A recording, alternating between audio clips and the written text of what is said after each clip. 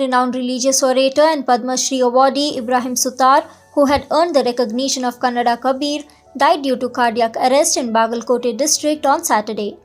The government has ordered his last rites to be performed with full state honours. According to family sources, he suffered a heart attack this morning and was rushed to the nearby hospital but could not be saved. 81-year-old Sutar is survived by wife, a son and 2 daughters. Born on May 10, 1940, Sutar had been educated only up to class 3, but his craving for spirituality led him to study Hindu scriptures besides Islamic books. The Kannada Kabir in his orations always emphasized upon the religious harmony between Hindus and Muslims. ದೇಹದ ದೃಷ್ಟಿಯಿಂದ ನಾವೆಲ್ಲರೂ ಮಾನವರು, ಇನ್ನು ದೇಶದ ದೃಷ್ಟಿಯಿಂದ ನಾವೆಲ್ಲರೂ ಭಾರತೀಯರು ಅನ್ನೋದನ್ನ ನಾವು ತಿಳ್ಕೊಳ್ಳೋದು. ಭಾರತೀಯರು ಅನ್ನೋದು ಕೂಡ ಒಂದು ಶಬ್ದ ಹೇಳ್ತೀವಿ. ಭಾರತೀಯರು ಅಂತಂದ್ರೆ ಬರೀ ಭೌಗೋಳಿಕ ಪ್ರದೇಶದ ವಾಚಕ ಅಲ್ಲಿದು, ಅಲ್ಲಿ ನಾವಿದ್ದವರು ಭಾರತೀಯರು ಹೌದು, ಆದ್ರೆ ನಿಜವಾದ ನಮ್ಮ ಋಷಿ ಮುನಿಗಳು ಅದಕ್ಕೆ ಅರ್ಥ ಮಾಡಿದ್ದಾರೆ.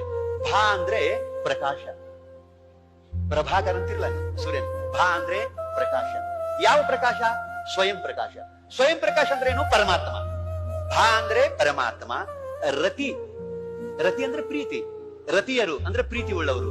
ಅಂದ್ರೆ ಪ್ರಕಾಶದಲ್ಲಿ ಪ್ರೀತಿ ಉಳ್ಳವರಿಗೆ ಭಾರತೀಯರು ಅಂತ ಕರೀತಾರೆ. ಪರಮಾತ್ಮನಲ್ಲಿ ಅಪಾರ ಪ್ರೀತಿ ಉಳ್ಳವರಿಗೆ ಭಾರತೀಯರು ಅಂತ ಕರೀತಾರೆ. ಧನ್ಯವಾದ.